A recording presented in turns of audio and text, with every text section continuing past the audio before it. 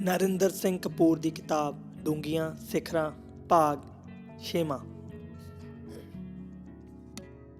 ਸੇਵਾ, ਸਹਿਯੋਗ ਅਤੇ ਸਹਾਇਤਾ। ਜਦੋਂ ਤੁਸੀਂ ਕਿਸੇ ਦੀ ਸਹਾਇਤਾ ਕਰਦੇ ਹੋ ਤਾਂ ਇਸ ਤੋਂ ਇਹ ਵੀ ਸਾਬਤ ਹੋ ਜਾਂਦਾ ਹੈ ਕਿ ਤੁਸੀਂ ਆਪ ਸਫਲ ਹੋ ਚੁੱਕੇ ਹੋ। ਭਰੇ ਹੋਏ ਹੀ ਡੁੱਲਦੇ ਹਨ। ਆਪਣੇ ਆਪ ਨਾਲ ਸੰਤੁਸ਼ਟ, ਪ੍ਰਸੰਨ ਅਤੇ ਹਮਦਰਦ ਵਿਅਕਤੀ ਹੀ ਦੂਜਿਆਂ ਲਈ ਦਿਆਲੂ, ਕਿਰਪਾਲੂ ਹੋ ਸਕਦਾ ਹੈ। ਅੰਤ ਨੂੰ ਹਰ ਵਿਅਕਤੀ ਨੇ ਆਪਣਾ ਕੰਮ ਆਪ ਕਰਨਾ ਹੁੰਦਾ ਹੈ, ਸੋ ਤੁਹਾਡਾ ਵਿਕਾਸ, ਸਫਲਤਾ ਅਤੇ ਖੁਸ਼ਹਾਲੀ ਤੁਹਾਡੀ ਜ਼ਿੰਮੇਵਾਰੀ ਹੈ। ਦੂਜੇ ਸਹਿਯੋਗੀ ਅਤੇ ਸਹਾਇਕ ਹੋ ਸਕਦੇ ਹਨ, ਪਰ ਜ਼ਿੰਮੇਵਾਰੀ ਤੁਹਾਡੀ ਹੀ ਰਹੇਗੀ। ਸੇਵਾ, ਸਹਿਯੋਗ ਅਤੇ ਸਹਾਇਤਾ ਸਭ ਆਰਜ਼ੀ ਸਥਿਤੀਆਂ ਹਨ। ਕਿਸੇ ਕੋਲ ਵੀ ਅਥਾਹ ਸੋਮੇ ਜਾਂ ਅਮੁੱਕ ਸਾਧਨ ਨਹੀਂ ਹੁੰਦੇ। ਇਸ ਕਰਕੇ ਸਾਨੂੰ ਸੋਚਣਾ ਪੈਂਦਾ ਹੈ। ਸੋਚ ਅਕਸਰ ਥੁੜ ਨਾਲ ਸੰਬੰਧਿਤ ਹੁੰਦੀ ਹੈ। ਜਿਸ ਚੀਜ਼ ਦੀ ਥੁੜ ਨਹੀਂ ਹੁੰਦੀ ਉਸ ਬਾਰੇ ਅਸੀਂ ਸੋਚਦੇ ਵੀ ਨਹੀਂ। ਮਦਦ ਦੀ ਲੋੜ ਇਸ ਕਰਕੇ ਵੀ ਪੈਂਦੀ ਹੈ ਕਿਉਂਕਿ ਜੀਵਨ ਨਿਆਂਪੂਰਨ ਨਹੀਂ ਹੈ। ਸਰਦੀਆਂ ਪੁੱਜਦੀਆਂ ਦੇ ਡਾਢੇ ਔਖੇ ਕੰਮ ਵੀ ਆਪੇ ਹੋਈ ਜਾਂਦੇ ਹਨ, ਜਦੋਂ ਕਿ ਨਿਆਰੀਆਂ ਅਤੇ ਨਿਊਟੀਆਂ ਦੀਆਂ ਨਿੱਕੀਆਂ ਨਿੱਕੀਆਂ ਲੋੜਾਂ ਵੀ ਘੁੰਮਣ ਘੇਰੀ ਵਿੱਚ ਉਲਝ ਜਾਂਦੀਆਂ ਹਨ। ਲਛਮਣ ਗੁਆਚ ਜਾਣ ਕਰਕੇ ਕਈ ਅਜੋਕੇ ਰਾਮ ਇਕੱਲੇ ਭਟਕ ਰਹੇ ਹਨ ਅਤੇ ਆਪਣੇ ਹਨੂਮਾਨ ਨੂੰ ਲੱਭ ਰਹੇ ਹਨ। ਮਦਦ ਦਾ ਮਿਲਣਾ ਉਵੇਂ ਹੀ ਹੈ ਜਿਵੇਂ ਸਾਵਣ ਮਹੀਨੇ ਦੇ ਬਰਸਾਤੀ ਅਤੇ ਸਲਾਬੇ ਹਨੇਰੇ ਵਿੱਚ ਜਾਂ ਪੋਹ ਮਾਘ ਦੀਆਂ ਠੰਡੀਆਂ ਰਾਤਾਂ ਦੀ ਸੁੰਨ ਵਿੱਚ ਅਸੀਂ ਰਾਹ ਭੁੱਲ ਜਾਈਏ ਤੇ ਕੋਈ ਸਾਨੂੰ ਸਾਡਾ ਨਾਂ ਲੈ ਕੇ ਬੁਲਾਵੇ। ਗਰੀਬੀ ਵਿੱਚ ਘਿਰੇ, ਬਿਮਾਰੀ ਨਾਲ ਗ੍ਰਸੇ ਜਾਂ ਉਦਾਸੀ ਵਿੱਚ ਡੁੱਬੇ ਵਿਅਕਤੀ ਕੋਲ ਇਤਨੀ ਹਿੰਮਤ ਨਹੀਂ ਹੁੰਦੀ ਕਿ ਉਹ ਕੇਵਲ ਆਪਣੇ ਯਤਨਾਂ ਅਤੇ ਸਾਧਨਾਂ ਨਾਲ ਆਪਣੀ ਮੁਸ਼ਕਿਲ ਹੱਲ ਕਰ ਸਕੇ ਅਤੇ ਵਿਗੜੀ ਸਥਿਤੀ ਉੱਤੇ ਇਕੱਲਿਆਂ ਹੀ ਕਾਬੂ ਪਾ ਸਕੇ। ਜਿਨ੍ਹਾਂ ਦੇ ਖੇਤ ਅਤੇ ਘਰ ਇੱਕੋ ਵੇਲੇ ਉਜੜਦੇ ਹਨ, ਜਿਹੜੇ ਭੂਚਾਲ, ਤੂਫਾਨ ਅਤੇ ਹੜ੍ਹ ਦਾ ਸ਼ਿਕਾਰ ਹੁੰਦੇ ਹਨ, ਜੇ ਉਹਨਾਂ ਦੀ ਬਾਂਹ ਨਾ ਫੜੀ ਜਾਵੇ ਤਾਂ ਉਹ ਜ਼ਿੰਦਗੀ ਵਿੱਚੋਂ ਖਾਰਜ ਹੋ ਜਾਂਦੇ ਹਨ। ਪਰ ਮਦਦ ਨਾਲ ਉਹਨਾਂ ਨੂੰ ਮੁੜ ਜੀਵਨ ਦੀ ਲੀਹ ਉੱਤੇ ਵਾਪਸ ਲਿਆਂਦਾ ਜਾ ਸਕਦਾ ਹੈ। ਸਹਾਇਤਾ ਨਾਲ ਅਸੀਂ ਡੁੱਬ ਰਹੀਆਂ ਨੂੰ ਨਦੀ ਪਾਰ ਕਰਨ ਦੀ ਸਹੂਲਤ ਅਤੇ ਹਿੰਮਤ ਪ੍ਰਦਾਨ ਕਰਦੇ ਹਾਂ। ਜੋ ਗੱਲ ਅੱਜ ਉਹਨਾਂ ਨਾਲ ਹੋਈ ਹੈ ਉਹ ਗੱਲ ਸਾਡੇ ਨਾਲ ਵੀ ਵਾਪਰ ਸਕਦੀ ਹੈ। 1 ਸਦੀ ਪਹਿਲਾਂ ਮਨੁੱਖ ਕੋਲ ਅੱਜ ਵਰਗੇ ਅਧਿਕਾਰ ਅਤੇ ਸਹੂਲਤਾਂ ਨਹੀਂ ਸਨ। ਉਸ ਕੋਲ ਲੋੜ ਵਾਲੀ ਹਰ ਵਸਤ ਦੀ ਘਾਟ ਸੀ, ਪਰ ਅਨੇਕਾਂ ਘਾਟਾਂ ਦੇ ਬਾਵਜੂਦ ਉਸ ਦਾ ਜੀਵਨ ਭਰਪੂਰ ਅਤੇ ਤਸੱਲੀ ਵਾਲਾ ਸੀ, ਕਿਉਂਕਿ ਉਸ ਨੂੰ ਦੂਜਿਆਂ ਉੱਤੇ ਵਿਸ਼ਵਾਸ ਅਤੇ ਉਹਨਾਂ ਦੀ ਸਹਿਯੋਗੀ ਬਿਰਤੀ ਉੱਤੇ ਭਰੋਸਾ ਸੀ। ਹੁਣ ਇਹ ਦੋਵੇਂ ਗੁਣ ਧੁੰਦਲੇ ਪੈਂਦੇ ਜਾ ਰਹੇ ਹਨ। ਭਾਵੇਂ ਹੁਣ ਹਰ ਚੀਜ਼ ਦੀ ਬਹੁਤਾਤ ਹੈ, ਪਰ ਬਿਰਤੀ ਸਹਿਯੋਗੀ ਹੋਣ ਦੀ ਥਾਂ ਮੁਕਾਬਲੇ ਵਾਲੀ ਹੋ ਗਈ ਹੈ। ਇਸ ਕਰਕੇ ਆਧੁਨਿਕ ਮਨੁੱਖ ਅਸ਼ਾਂਤ ਹੈ। ਸ਼ਾਂਤੀ ਤਾਂ ਸੇਵਾ, ਸਹਿਯੋਗ ਅਤੇ ਸਹਾਇਤਾ ਵਿੱਚੋਂ ਹੀ ਮਿਲਣੀ ਹੈ। ਅਭਿਮਾਨ, ਆਡੰਬਰ ਆਦਿ ਵਿਖਾਵੇ ਨੇ ਮਾਨਵੀ ਗੁਣ ਕੁਚਲ ਦਿੱਤੇ ਹਨ। ਸਾਥ ਦੀ ਇਮਾਨਦਾਰੀ, ਮਿਲਵਰਤਨ ਦੀ ਪ੍ਰਸੰਨਤਾ ਅਤੇ ਸਹਿਯੋਗ ਦੀ ਉਦਾਰਤਾ ਲੋਪ ਹੋ ਰਹੀ ਹੈ। ਦਿਆਲੂ ਬੰਦਿਆਂ ਦੇ ਢੰਗ ਤਰੀਕੇ ਹੋਰ ਹੀ ਹੁੰਦੇ ਸਨ, ਕਿਉਂਕਿ ਉਹਨਾਂ ਦੀਆਂ ਮੰਜ਼ਿਲਾਂ ਹੋਰ ਸਨ। ਉਹ ਵਿਸ਼ਾਲ ਨਿਸ਼ਾਨਿਆਂ ਤੇ ਭਿੜੇ ਰਸਤਿਆਂ ਵਿੱਚੋਂ ਲੰਘ ਕੇ ਨਹੀਂ ਸਨ ਪਹੁੰਚੇ। ਵੇਖਿਆ ਗਿਆ ਹੈ ਕਿ ਕਈ ਵੱਡੇ ਬੱਦਲ ਐਵੇਂ ਗਰਜ ਕੇ ਲੰਘ ਜਾਂਦੇ ਹਨ, ਜਦੋਂ ਕਿ ਨਿੱਕੀਆਂ ਨਿੱਕੀਆਂ ਬਦਲੀਆਂ ਥੋੜ੍ਹੀ ਦੇਰ ਵਿੱਚ ਹੀ ਜਲ ਥਲ ਕਰ ਦਿੰਦੀਆਂ ਹਨ। ਅੰਤਰ ਆਕਾਰ ਦਾ ਨਹੀਂ, ਸੇਵਾ ਅਤੇ ਤਿਆਗ ਦਾ ਹੈ। ਸਾਡੇ ਮਾਪੇ, ਆਂਢੀ ਗੁਆਂਢੀ, ਸੰਗੀ ਸਾਥੀ, ਸਹਿਕਰਮੀ, ਮਿੱਤਰ ਪਿਆਰੇ ਆਦਿ ਸਾਰੇ ਸਾਡੀ ਕਾਰਗੁਜ਼ਾਰੀ ਵਿੱਚ ਸਹਾਇਕ ਹੁੰਦੇ ਹਨ। ਇਹਨਾਂ ਦੀਆਂ ਸ਼ੁਭ ਇੱਛਾਵਾਂ ਸਾਨੂੰ ਅੱਗੇ ਲੰਘਾਉਣ ਲਈ ਹੁੰਦੀਆਂ ਹਨ। ਜਦੋਂ ਮਾਂ ਕਹਿੰਦੀ ਹੈ ਤੁਸੀਂ ਸਾਰੇ ਖਾਓ, ਮੈਂ ਪਰੋਸਦੀ ਹਾਂ, ਤਾਂ ਉਸ ਵਿੱਚ ਸੇਵਾ ਵੀ ਹੁੰਦੀ ਹੈ ਅਤੇ ਤਿਆਗ ਵੀ। ਮੁੱਖ ਤੌਰ ਉੱਤੇ ਸੇਵਾ ਧਾਰਮਿਕ ਸੰਕਲਪ ਹੈ। ਸਹਿਯੋਗ ਰਾਜਨੀਤਿਕ ਆਰਥਿਕ ਸੰਕਲਪ ਹੈ ਅਤੇ ਸਹਾਇਤਾ ਇੱਕ ਸਮਾਜਿਕ ਸੰਕਲਪ ਹੈ। ਵੱਖਰੇਵਿਆਂ ਦੇ ਬਾਵਜੂਦ ਇਹਨਾਂ ਵਿੱਚ ਸਾਂਝਾਂ ਹਨ। ਆਮ ਕਰਕੇ ਅਸੀਂ ਬਜ਼ੁਰਗਾਂ ਦੀ ਸੇਵਾ ਕਰਦੇ ਹਾਂ, ਬਰਾਬਰ ਦਿਆਂ ਨੂੰ ਸਹਿਯੋਗ ਦਿੰਦੇ ਹਾਂ ਅਤੇ ਹੇਠਲਿਆਂ ਦੀ ਸਹਾਇਤਾ ਕਰਦੇ ਹਾਂ। ਸੇਵਾ, ਸਹਿਯੋਗ ਅਤੇ ਸਹਾਇਤਾ ਇਨਸਾਨੀ ਗੁਣ ਹਨ। ਪੰਛੀਆਂ, ਜਾਨਵਰਾਂ ਵਿੱਚ ਇਹ ਬਿਰਤੀ ਬਲਵਾਨ ਨਹੀਂ ਹੁੰਦੀ। ਧਰਮ ਨੇ ਸੇਵਾ, ਸਹਿਯੋਗ ਅਤੇ ਸਹਾਇਤਾ ਦੇ ਸੰਕਲਪਾਂ ਨੂੰ ਦ੍ਰਿੜ ਕਰਵਾਇਆ ਹੈ। ਇਹਨਾਂ ਕਾਰਜਾਂ ਨਾਲ ਮਨੁੱਖੀ ਮਨ ਵਿੱਚ ਸ਼ਾਂਤੀ ਉਪਜਦੀ ਹੈ। ਧਰਤੀ, ਸੂਰਜ, ਨਦੀ, ਦਰਿਆ ਸਾਰੇ ਸੇਵਾ ਭਾਵਨਾ ਦੇ ਪ੍ਰਤੀਕ ਹਨ। ਜਿਵੇਂ ਨਦੀ ਦੇ ਕੰਢੇ ਪਾਣੀ ਨੂੰ ਵਗਣ ਵਿੱਚ ਸਹਿਯੋਗ ਦਿੰਦੇ ਹਨ, ਇਵੇਂ ਹੀ ਮਦਦ ਕਰਨ ਵਾਲੇ ਸਾਡੇ ਕਿਨਾਰੇ ਬਣ ਜਾਂਦੇ ਹਨ ਤਾਂ ਜੋ ਅਸੀਂ ਵਗਦੇ ਰਹੀਏ।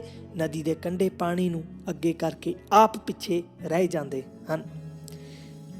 ਵਿਦਿਅਕ ਸੰਸਥਾਵਾਂ, ਸਿਖਲਾਈ ਕੇਂਦਰ ਆਦਿ ਵਿਦਿਆਰਥੀਆਂ ਨੂੰ ਬੰਨ੍ਹ ਕੇ ਨਹੀਂ ਰੱਖਦੇ, ਸਗੋਂ ਕਹਿੰਦੇ ਹਨ, ਆਪਣਾ ਅਸਮਾਨ ਲੱਭੋ ਅਤੇ ਦੂਜਿਆਂ ਲਈ ਸਹਾਇਕ ਸਿੱਧ ਹੋਵੋ। ਭੋਜਨ, ਪਿਆਰ ਅਤੇ ਸੁਰੱਖਿਆ ਮਨੁੱਖ ਦੀਆਂ ਪ੍ਰਮੁੱਖ ਲੋੜਾਂ ਹਨ। ਇਨ੍ਹਾਂ ਸਰਵ-ਵਿਆਪਕ ਬੁਨਿਆਦੀ ਲੋੜਾਂ ਦੇ ਸੰਦਰਭ ਵਿੱਚ ਹੀ ਮਦਦ ਕੀਤੀ ਜਾਂਦੀ ਹੈ।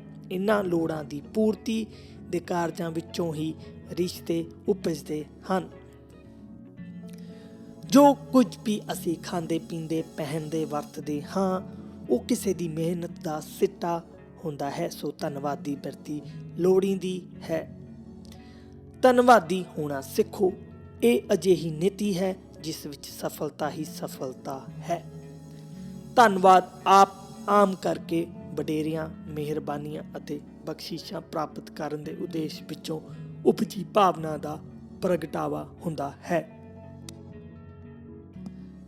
ਦਰੱਖਤਾਂ ਦੇ ਪੱਤੇ ਧੰਨਵਾਦ ਦੀ ਭਾਵਨਾ ਨਾਲ ਧਰਤੀ ਨੂੰ ਖੁਸ਼ਹਾਲ, ਅਮੀਰ ਅਤੇ ਨਰੋਆ ਬਣਾਉਣ ਲਈ ਡਿੱਗਦੇ ਹਨ। ਪੱਤਿਆਂ ਦਾ ਡਿੱਗਣਾ ਦਰੱਖਤ ਵੱਲੋਂ ਧੰਨਵਾਦ ਦਾ ਪ੍ਰਗਟਾਵਾ ਹੈ। ਪਰਸਪਰ ਧੰਨਵਾਦ ਦੀ ਭਾਵਨਾ ਵਿਕਾਸ ਦਾ ਪ੍ਰਤੀਕ ਹੁੰਦੀ ਹੈ। ਮਦਦ ਕਰਨ ਦੇ ਖੇਤਰ ਤਾਂ ਕਈ ਹਨ, ਪਰ ਵਸੀਲਿਆਂ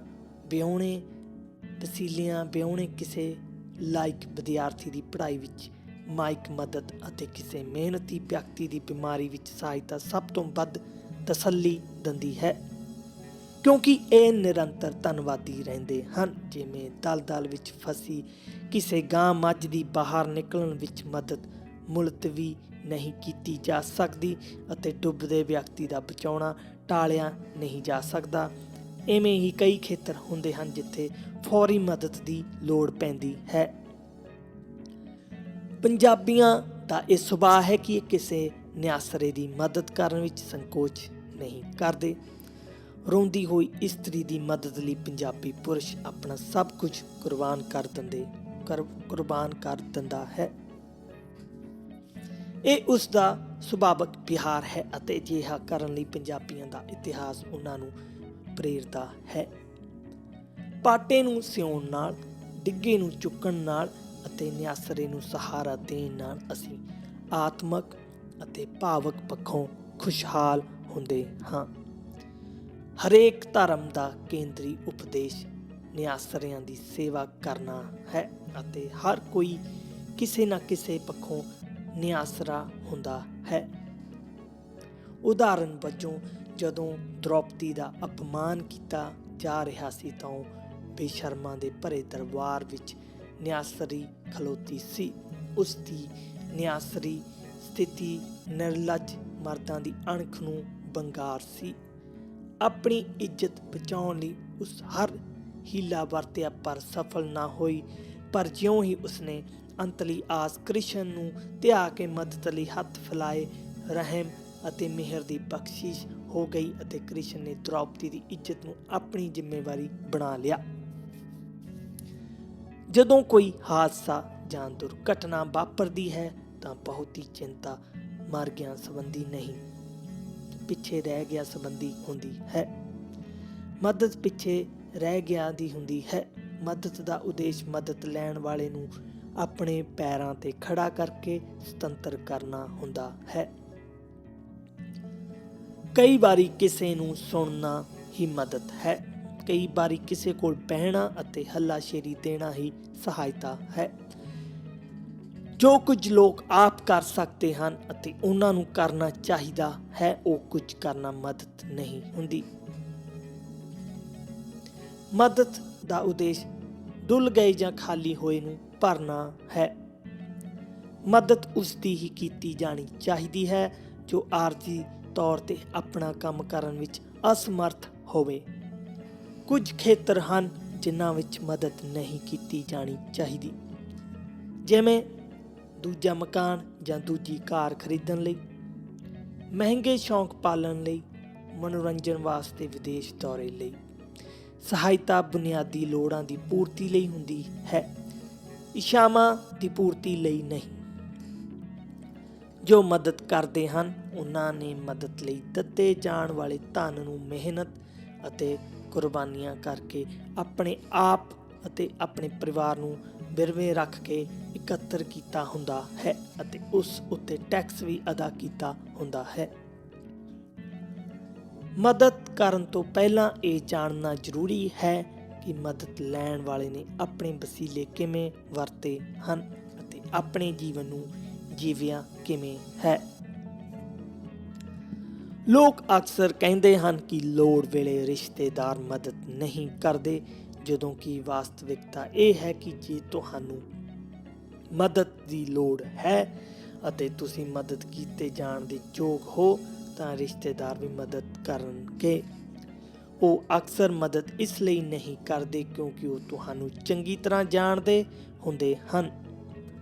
ਉਹਨਾਂ ਨੇ ਤੁਹਾਡੇ ਆਡੰਬਰ ਅਤੇ ਫਜ਼ੂਲ ਖਰਚੀਆਂ ਵੇਖੀਆਂ ਹੁੰਦੀਆਂ ਹਨ। ਉਹ ਤੁਹਾਡੇ ਗੈਰ ਜ਼ਿੰਮੇਵਾਰ ਵਿਹਾਰ ਨੂੰ ਚੰਗੀ ਤਰ੍ਹਾਂ ਜਾਣਦੇ ਹੁੰਦੇ ਹਨ।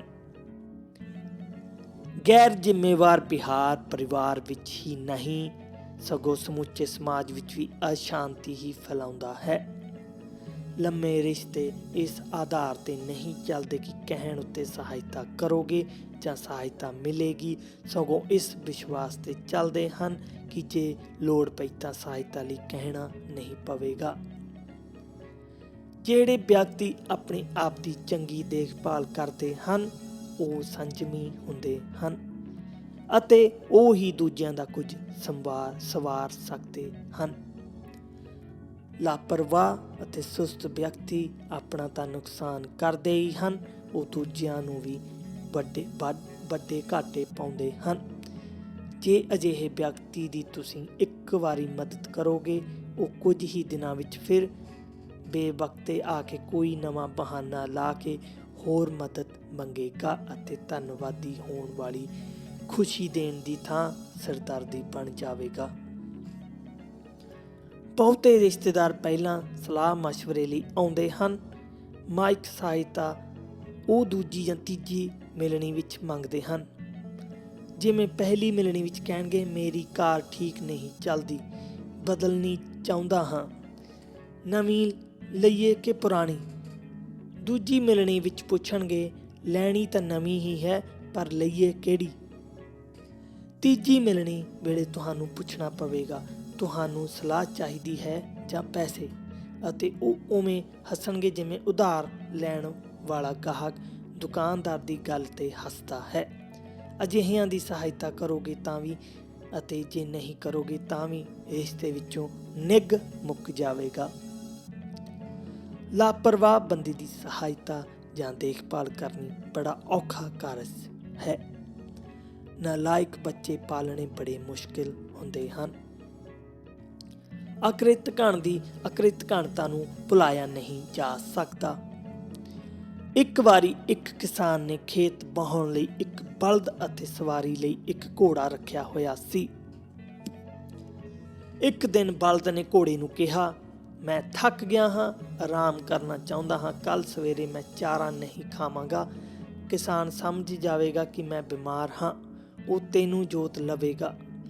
ਇੱਕ ਦਿਨ ਲਈ ਮੈਨੂੰ ਤੇਰੀ ਮਦਦ ਦੀ ਲੋੜ ਹੈ। ਘੋੜਾ ਮੰਨ ਗਿਆ। ਅਗਲੀ ਸਵੇਰ ਨੂੰ ਘੋੜਾ ਜੋਤਿਆ ਗਿਆ। ਅਗਲੇ ਦਿਨ ਵੀ ਬਲਦ ਨੇ ਚਾਰਾ ਨਾ ਖਾਧਾ। ਬਲਦ ਇੱਧਰੋਂ ਉੱਧਰੋਂ ਖਾਣ ਦਾ ਕੰਮ ਸਾਰ ਲੈਂਦਾ ਸੀ, ਪਰ ਚਾਰਾ ਨਹੀਂ ਸੀ ਖਾਂਦਾ। ਚਲਾਕ ਬਲਦ ਸ਼ਰੀਫ ਘੋੜੇ ਪ੍ਰਤੀ ਧੰਨਵਾਦੀ ਹੋਣ ਦੀ ਥਾਂ ਅਕ੍ਰਿਤਘਣ ਸਾਬਤ ਹੋ ਰਿਹਾ ਸੀ। 5ਵੇਂ ਦਿਨ ਅੱਕ ਕੇ ਘੋੜੇ ਨੇ ਬਲਦ ਨੂੰ ਕਿਹਾ, ਅੱਜ ਕਿਸਾਨ ਆਪਣੇ ਗੁਆਂਢੀ ਨੂੰ ਕਹਿ ਰਿਹਾ ਸੀ ਕਿ ਜੇ ਸਵੇਰ ਤੱਕ ਬਲਦ ਠੀਕ ਨਾ ਹੋਇਆ ਤਾਂ ਕਸਾਈ ਨੂੰ ਵੇਚ ਦਿਆਂਗਾ।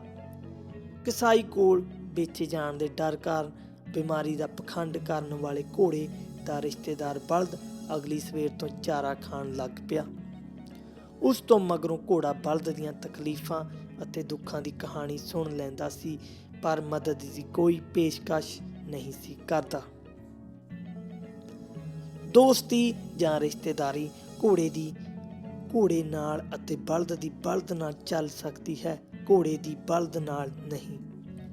ਰਿਸ਼ਤੇ ਪਰਸਪਰ ਸਹਿਯੋਗ ਅਤੇ ਸੁਹਿਰਦਤਾ ਨਾਲ ਚੱਲਦੇ ਹਨ, ਇੱਕ ਪਾਸੜ ਸਹਿਯੋਗ ਨਾਲ ਨਹੀਂ। ਰਿਸ਼ਤੇਦਾਰਾਂ ਤੋਂ ਮਦਦ ਮੰਗਣ ਵਾਲਿਆਂ ਨੂੰ ਸੁਚੇਤ, ਸਪਸ਼ਟ ਅਤੇ ਸਾਵਧਾਨ ਹੋਣ ਦੀ ਲੋੜ ਹੈ।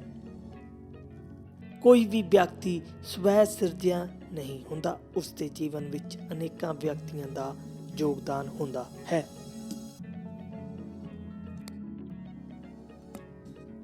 ਉਂਝ ਤਾਂ ਜੀਵਨ ਵਿੱਚ ਹਰ ਪੜਾਅ ਉੱਤੇ ਹਰ ਕਿਸੇ ਨੂੰ ਕਿਸੇ ਨਾ ਕਿਸੇ ਪ੍ਰਕਾਰ ਦੇ ਸਹਿਯੋਗ ਜਾਂ ਕਿਸੇ ਨਾ ਕਿਸੇ ਦੀ ਸਹਾਇਤਾ ਦੀ ਲੋੜ ਪੈਂਦੀ ਰਹਿੰਦੀ ਹੈ। ਪਰ ਜੇ ਤੁਸੀਂ ਚੰਗੀ ਕਾਰਗੁਜ਼ਾਰੀ ਦਾ ਸਬੂਤ ਦਿੰਦੇ ਰਹੋਗੇ ਤਾਂ ਨਾ ਕੇਵਲ ਤੁਹਾਡੀ ਅੱਗੋਂ ਵੀ ਮਦਦ ਹੋਵੇਗੀ, ਸਗੋਂ ਨਵੀਂ ਮਦਦ ਕਰਨ ਵਾਲੇ ਵੀ ਉਪਜਦੇ ਰਹਿਣਗੇ। ਮਨੁੱਖ ਨੂੰ ਮਿਹਨਤੀ ਵਿਅਕਤੀਆਂ ਦੀ ਮਦਦ ਕਰਨ ਵਿੱਚੋਂ ਆਨੰਦ ਮਿਲਦਾ ਹੈ। ਲੈਣ ਵਾਲਾ ਮਦਦ ਮਾਣਦਾ ਹੈ, ਦੇਣ ਵਾਲਾ ਆਨੰਦ ਮਾਣਦਾ ਹੈ, ਐਵੇਂ ਦੋਵੇਂ ਵਿਕਾਸ ਕਰਦੇ ਹਨ। ਸੰਸਾਰ ਦੇ ਮਹਾਨ ਵਿਅਕਤੀ ਵੀ ਕਿਸੇ ਨਾ ਕਿਸੇ ਦੀ ਸਹਾਇਤਾ ਅਤੇ ਸਹਿਯੋਗ ਨਾਲ ਹੀ ਸਫਲ ਹੋਏ ਸਨ। ਉਦਾਹਰਨ ਵਜੋਂ ਸੇਵਾ ਅਤੇ ਸਹਿਯੋਗ ਵਿੱਚ ਹਨੂਮਾਨ ਲਛਮਣ ਨੂੰ ਵੀ ਪਿੱਛੇ ਛੱਡ ਗਿਆ ਅਤੇ ਹਨੂਮਾਨ ਰਾਮ ਦੀ ਮਦਦ ਕਾਰਨ ਪੂਜਣਯੋਗ ਹੋ ਗਿਆ। ਅਧਿਆਪਕ ਉਹੀ ਯਾਦ ਰਹਿੰਦਾ ਹੈ ਜਿਸ ਨੇ ਵਿਦਿਆਰਥੀਆਂ ਦੇ ਵਿਕਾਸ ਵਿੱਚ ਯੋਗਦਾਨ ਪਾਇਆ ਹੋਵੇ। ਸਹਾਇਤਾ ਮਿਲਦੀ ਹਰੇਕ ਨੂੰ ਹੈ, ਪਰ ਮਿਲੀ ਹੋਈ ਸਹਾਇਤਾ ਤੋਂ ਲਾਭ ਉਠਾਉਣ ਦੀ ਹਿੰਮਤ ਕੋਈ ਕਰਦਾ ਹੈ। ਇੱਕ ਵਾਰੀ ਇੱਕ ਸਕੂਲ ਅਧਿਆਪਕ ਨੇ ਇੱਕ ਅਨਪੜ੍ਹ ਗਰੀਬ ਪਰਿਵਾਰ ਦੇ ਇੱਕ ਹੋਣਹਾਰ ਵਿਦਿਆਰਥੀ ਵੱਲ ਵਿਸ਼ੇਸ਼ ਧਿਆਨ ਦੇਣਾ ਆਰੰਭ ਕੀਤਾ, ਪਰ ਉਸ ਅਧਿਆਪਕ ਦੀ ਨੇੜਲੇ ਪਿੰਡ ਵਿੱਚ ਬਦਲੀ ਹੋ ਗਈ।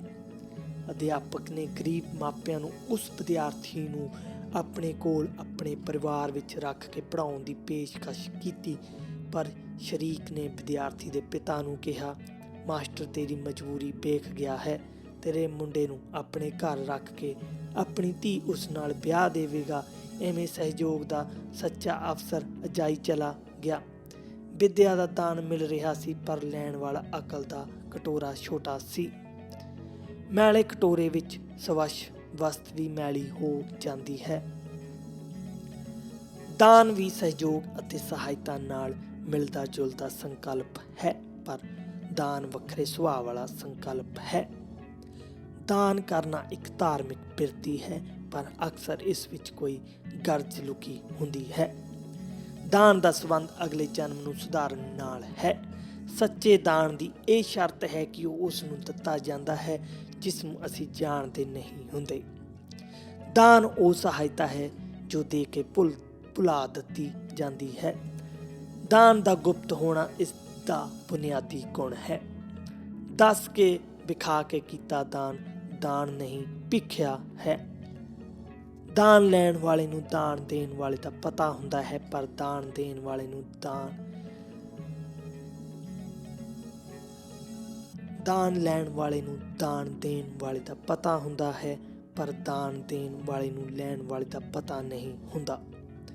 ਦਾਨ ਅਕਸਰ ਮੰਗਤਿਆਂ ਲਈ ਹੁੰਦਾ ਹੈ। ਹਿੰਦੂ ਧਰਮ ਵਿੱਚ ਦਾਨ ਦੀ ਮਹਿਮਾ ਹੈ। ਵੈਦਿਕ ਕਾਲ ਦੀ ਇੱਕ ਕਥਾ ਹੈ ਕਿ ਇੱਕ ਵਾਰੀ ਇੱਕ ਰਿਸ਼ੀ ਦੀ ਤਪੱਸਿਆ ਤੋਂ ਪ੍ਰਸੰਨ ਹੋ ਕੇ ਪਰਮਾਤਮਾ ਨੇ ਕਿਹਾ, ਮੈਂ ਤੈਨੂੰ ਕੁਝ ਦੇਣਾ ਚਾਹੁੰਦਾ ਹਾਂ। ਰਿਸ਼ੀ ਨੇ ਕਿਹਾ, ਸਭ ਕੁਝ ਹੈ, ਕਿਸੇ ਚੀਜ਼ ਦੀ ਲੋੜ ਨਹੀਂ। ਸੋਚਿਆ ਹੀ ਨਹੀਂ ਕਿ ਕਦੀ ਕਿਸੇ ਤੋਂ ਕੁਝ ਮੰਗਣਾ ਹੈ। ਪਰਮਾਤਮਾ ਨੇ ਕਿਹਾ, ਮੈਂ ਤੈਨੂੰ ਵਰ ਦਿੰਦਾ ਹਾਂ ਕਿ ਤੂੰ ਜਿਸ ਦੇ ਸਿਰ ਤੇ ਹੱਥ ਰੱਖੇਗਾ ਉਸ ਦੀ ਮਨੋਕਾਮਨਾ ਪੂਰੀ ਹੋਵੇਗੀ। ਰਿਸ਼ੀ ਨੇ ਸੋਚਿਆ, ਐਵੇਂ ਤਾਂ ਮੇਰੇ ਵਿੱਚ ਹੰਕਾਰ ਆ ਜਾਵੇਗਾ। ਸੋ ਉਸਨੇ ਪਰਮਾਤਮਾ ਨੂੰ ਕਿਹਾ, ਕਿਰਪਾ ਕਰਕੇ ਇਹ ਵਰ ਦਿਓ ਕਿ ਜਿਸ ਉੱਤੇ ਮੇਰਾ ਪਰਛਾਵਾਂ ਪਵੇ ਉਸ ਦੀ ਮਨੋਕਾਮਨਾ ਪੂਰੀ ਹੋਵੇ, ਪਰ ਮੈਨੂੰ ਉਸ ਦਾ ਚਿਹਰਾ ਵਿਖਾਈ ਨਾ ਦੇਵੇ, ਤਾਂ ਕਿ ਮੈਨੂੰ ਪਤਾ ਹੀ ਨਾ ਲੱਗੇ ਕਿ ਮੈਂ ਕਿਸ ਕਿਸ ਦੀ ਕਾਮਨਾ ਪੂਰੀ ਕੀਤੀ ਹੈ ਅਤੇ ਕਿਸ ਕਿਸ ਉੱਤੇ ਪਰ ਉਪਕਾਰ ਕੀਤਾ ਹੈ। ਸਹਿਯੋਗ ਸਹਾਇਤਾ ਦੀ ਸਭ ਤੋਂ ਉੱਚੀ ਸਥਿਤੀ ਪਰ ਉਪਕਾਰ ਹੈ। ਦਾਨ ਦਾ ਸੰਬੰਧ ਅਗਲੇ ਜਨਮ ਨਾਲ ਹੈ, ਜਦੋਂ ਕਿ ਪਰ ਉਪਕਾਰ ਦਾ ਸੰਬੰਧ ਇਸੇ ਸੰਸਾਰ ਨਾਲ ਹੈ। ਪਰ ਉਪਕਾਰ ਦਾ ਸੰਬੰਧ ਅਕਸਰ ਅਗਲੀ ਪੀੜ੍ਹੀ ਜਾਂ ਭਵਿੱਖ ਨਾਲ ਹੁੰਦਾ ਹੈ। ਪਰ ਉਪਕਾਰ ਕਰਨ ਵਾਲੇ ਆਪ ਕੁਝ ਅਰਸੇ ਮਗਰੋਂ ਚਲੇ ਜਾਂਦੇ ਹਨ, ਪਰ ਉਹਨਾਂ ਦੇ ਪਰ ਉਪਕਾਰ ਦਾ ਫਲ ਆਉਣ ਵਾਲੀਆਂ ਕਈ ਪੀੜ੍ਹੀਆਂ ਮਾਣਦੀਆਂ ਹਨ। ਧਰਮਸ਼ਾਲਾਵਾਂ, ਸਕੂਲ, ਕਾਲਜ, ਯੂਨੀਵਰਸਿਟੀਆਂ, ਹਸਪਤਾਲ ਆਦਿ ਖੋਲ੍ਹਣਾ ਪਰ ਉਪਕਾਰੀ ਬਿਰਤੀ ਦਾ ਪ੍ਰਗਟਾਵਾ ਹੈ। ਪਰ ਉਪਕਾਰ ਦਾ ਸਭ ਨੂੰ ਦਿਸਦਾ ਹੈ, ਪਰ ਉਪਕਾਰ ਕਰਨਾ ਅਤੇ ਨਾ ਦੱਸਣਾ ਖੁਦਾਈ ਹੈ, ਕਿਉਂਕਿ ਪਰਮਾਤਮਾ ਇਵੇਂ ਹੀ ਕਰਦਾ ਹੈ। ਪਰ ਉਪਕਾਰ ਪਰਮਾਤਮਾ ਨੂੰ ਅਰਪਣ ਕੀਤੀ ਸੌਗਾਤ ਹੁੰਦੀ ਹੈ। ਦਾਨ ਵਿੱਚ ਸਵਾਰਥ ਹੈ, ਮੰਗ ਹੈ, ਪਰ ਉਪਕਾਰ ਅਕਸਰ ਨਿਰਸਵਾਰਥ ਹੁੰਦਾ ਹੈ। ਬਹੁਤੇ ਲੋਕ ਪਰ ਉਪਕਾਰ ਆਰੰਭ ਕਰਕੇ ਦਾਨ ਕਰਨ ਲੱਗ ਪੈਂਦੇ ਹਨ। ਦਾਨ ਦਾ ਆਕਾਰ ਛੋਟਾ ਹੈ, ਪਰ ਉਪਕਾਰ ਵੱਡੇ ਆਕਾਰ ਵਾਲਾ ਹੁੰਦਾ ਹੈ। ਵੱਡੇ ਆਕਾਰ ਦਾ ਹੋਣ ਕਰਕੇ ਪਰ ਉਪਕਾਰ ਦਾ ਪ੍ਰਭਾਵ ਵੀ ਵੱਡਾ ਅਤੇ ਵਿਸ਼ਾਲ ਹੁੰਦਾ ਹੈ। ਪਰ ਉਪਕਾਰ ਆਲੇ ਦੁਆਲੇ ਵਿੱਚ ਖੁਸ਼ਹਾਲੀ ਫੈਲਾਉਣ ਦਾ ਉਪਰਾਲਾ ਹੁੰਦਾ ਹੈ। ਅਸੀਂ ਉਤਨੇ ਹੀ ਖੁਸ਼ਹਾਲ ਹੋ ਸਕਦੇ ਹਾਂ ਜਿਤਨੇ ਸਾਡੇ ਆਲੇ ਦੁਆਲੇ ਦੇ ਲੋਕ ਖੁਸ਼ਹਾਲ ਹੋਣਗੇ। ਵੇਖਿਆ ਗਿਆ ਹੈ ਕਿ ਅਸੀਂ ਆਪਣੀ ਕਮਾਈ ਨੂੰ ਸੰਜਮ ਨਾਲ ਖਰਚਦੇ ਹਾਂ, ਜਦੋਂ ਕਿ ਦੂਜਿਆਂ ਤੋਂ ਮਿਲੇ ਧਨ ਨੂੰ ਖਰਚਣ ਵੇਲੇ ਬੜੇ ਉਦਾਰ ਹੋ ਜਾਂਦੇ ਹਾਂ। ਬਹੁਤੇ ਲੋਕ ਮਦਦ ਵਿੱਚ ਮਿਲੀ ਰਾਸ਼ੀ ਨੂੰ ਉਹਨਾਂ ਚੀਜ਼ਾਂ ਉੱਤੇ ਖਰਚ ਕਰਦੇ ਹਨ ਜਿਨ੍ਹਾਂ ਦੀ ਉਹਨਾਂ ਨੂੰ ਲੋੜ ਨਹੀਂ ਹੁੰਦੀ। ਉਹਨਾਂ ਨੂੰ ਵਿਖਾਉਣ ਲਈ ਖਰਚ ਕਰਦੇ ਹਨ ਜਿਹੜੇ ਉਹਨਾਂ ਨੂੰ ਚੰਗੇ ਨਹੀਂ ਲੱਗਦੇ। ਹਰ ਕੰਮ ਲਈ ਮਦਦ ਉਡੀਕਣਾ ਭੈੜੀ ਗੱਲ ਹੈ। ਕੋਈ ਮਦਦ ਲੈਣ ਦੇ ਯੋਗ ਹੈ ਕਿ ਨਹੀਂ ਜਾਣਨ ਵਾਸਤੇ ਇੱਕ ਸਾਦਾ ਜਿਹਾ ਢੰਗ ਹੈ ਕਿ ਵੇਖੋ ਉਹ ਜਾਗਦਾ ਕਿਸ ਵੇਲੇ ਹੈ ਅਤੇ ਆਪਣੇ ਸਮੇਂ ਨੂੰ ਵਰਤਦਾ ਕਿਵੇਂ ਹੈ। ਸੌਣ ਅਤੇ ਜਾਗਣ ਦਾ ਸਧਾਰਨ ਸਮਾਂ ਸਧਾਰਨ ਵਿਅਕਤੀਆਂ ਲਈ ਹੁੰਦਾ ਹੈ, ਜਿਹੜੇ ਸਭ ਖਤੇ ਜਾ ਕੇ ਮਿਹਨਤ ਰਾਹੀਂ ਵਕਤ ਦੀ ਸ਼ੁਭ ਵਰਤੋਂ ਕਰਦੇ ਹਨ। ਉਹ ਹੀ ਮਦਦ ਦੇ ਹੱਕਦਾਰ ਹੁੰਦੇ ਹਨ। ਜਿਹੜੇ ਧੁੱਪ ਚੜ੍ਹੀ ਤੱਕ ਸੁੱਤੇ ਰਹਿੰਦੇ ਹਨ, ਉਹਨਾਂ ਦੀ ਸਥਿਤੀ ਮਦਦ ਦੇ ਬਾਵਜੂਦ ਨਹੀਂ ਸੁਧਰੇਗੀ। ਅਜਿਹੇ ਵਿਅਕਤੀ ਦੀ ਮਦਦ ਕਰਕੇ ਪਛਤਾਵਾ ਹੋਵੇਗਾ। ਬਚਪਨ, ਬੁਢਾਪਾ, ਬਿਮਾਰੀ, ਕਮਜ਼ੋਰੀ, ਇਕੱਲਤਾ, ਹਾਦਸਾ ਆਦਿ ਜ਼ਿੰਦਗੀ ਦਾ ਭਾਗ ਹਨ। ਅਸੀਂ ਇਹਨਾਂ ਸਾਰੀਆਂ ਸਥਿਤੀਆਂ ਵਿੱਚੋਂ ਲੰਘਣਾ ਹੈ। ਸਾਨੂੰ ਸਹਿਯੋਗ ਦੇਣਾ ਚਾਹੀਦਾ ਹੈ ਤਾਂ ਜੋ ਜਦੋਂ ਸਾਨੂੰ ਲੋੜ ਪਵੇ ਤਾਂ ਸਹਿਯੋਗ ਮਿਲੇ। ਹਰ ਕਿਸੇ ਕੋਲ ਦੇਣ ਲਈ ਕੁਝ ਨਾ ਕੁਝ ਹੁੰਦਾ ਹੈ। ਇੱਕ ਸਹਿਯੋਗੀ ਭਾਵਨਾ ਵਾਲਾ ਵਿਅਕਤੀ ਹਸਪਤਾਲ ਵਿੱਚ ਮਰੀਜ਼ਾਂ ਨੂੰ ਆਪਰੇਸ਼ਨ ਲਈ ਅੰਦਰ ਭੇਜਣ ਦਾ ਕੰਮ ਕਰਦਾ ਸੀ। ਜਿਸ ਨੂੰ ਅੰਦਰ ਭੇਜਦਾ ਸੀ ਉਸ ਦੀ ਘਬਰਾਹਟ ਨੂੰ ਦੂਰ ਕਰਨ ਲਈ ਉਸ ਦੇ ਕੰਨ ਵਿੱਚ ਕਹਿੰਦਾ ਸੀ, ਜਿਹੋ ਜਿਹਾ ਤੁਹਾਡਾ ਆਪਰੇਸ਼ਨ ਹੋਣਾ ਹੈ ਉਹੋ ਜਿਹਾ ਪਿਛਲੇ ਮਹੀਨੇ ਮੇਰਾ ਹੋਇਆ ਸੀ। ਵੇਖੋ ਮੈਂ ਠੀਕ ਹੋ ਗਿਆ ਹਾਂ, ਤੁਸੀਂ ਵੀ ਠੀਕ ਹੋ ਜਾਵੋਗੇ। ਅਨੁਭਵ ਕਹਿੰਦਾ ਹੈ ਕਿ ਜਦੋਂ ਅਸੀਂ ਕਿਸੇ ਦੀ ਮਦਦ ਕਰਦੇ ਹਾਂ ਤਾਂ ਉਸ ਵੇਲੇ ਸਾਡੇ ਵਿੱਚ ਕੋਈ ਲਾਲਚ, ਲਾਲਸਾ ਜਾਂ ਤਣਾਅ ਨਹੀਂ ਹੁੰਦਾ। ਗਾਉਣ ਵਾਲੇ ਆਪਣੀ ਆਵਾਜ਼ ਨਾਲ, ਲਿਖਣ ਵਾਲੇ ਆਪਣੀ ਕਲਮ ਨਾਲ ਅਤੇ ਵਿਗਿਆਨੀ ਆਪਣੀਆਂ ਕਾਢਾਂ ਨਾਲ ਮਾਨਵ ਜਾਤੀ ਦੀ ਸੇਵਾ ਵੀ ਕਰਦੇ ਹਨ ਅਤੇ ਆਪਣੀ ਉਪਜੀਵਕਾ ਵੀ ਕਮਾਉਂਦੇ ਹਨ। ਜੇ ਕੰਮ ਸੇਵਾ ਦੀ ਭਾਵਨਾ ਨਾਲ ਕੀਤਾ ਜਾਵੇ ਤਾਂ ਉਸ ਨਾਲ ਆਮਦਨ ਵੀ ਹੋਵੇਗੀ ਅਤੇ ਮਨ ਨੂੰ ਸ਼ਾਂਤੀ ਵੀ ਮਿਲੇਗੀ। ਸੰਸਾਰ ਵਿੱਚ ਜੋ ਕੁਝ ਵੀ ਚੰਗਾ ਹੈ ਅਤੇ ਜਿਤਨੀ ਵੀ ਖੁਸ਼ੀ ਹੈ ਉਹ ਦੂਜਿਆਂ ਵੱਲੋਂ ਰੱਖੇ ਧਿਆਨ, ਕੀਤੀਆਂ ਕੁਰਬਾਨੀਆਂ ਅਤੇ ਦਿੱਤੇ ਸਹਿਯੋਗ ਦਾ ਸਿੱਟਾ ਹੈ ਅਤੇ ਸੰਸਾਰ ਵਿੱਚ ਜਿਤਨਾ ਦੁੱਖ ਹੈ ਉਹ ਸੇਵਾ ਸਹਾਈ ਦੀ ਅਣਹੋਂਦ ਵਿੱਚੋਂ ਉਪਜੇ ਸਵਾਰਥ ਕਾਰਨ ਹੈ। ਸੇਵਾ, ਸਹਿਯੋਗ ਅਤੇ ਸਹਾਇਤਾ ਖੁਸ਼ਹਾਲੀ ਦੇ ਸੰਦੇਸ਼ ਹਨ। ਧੰਨਵਾਦ।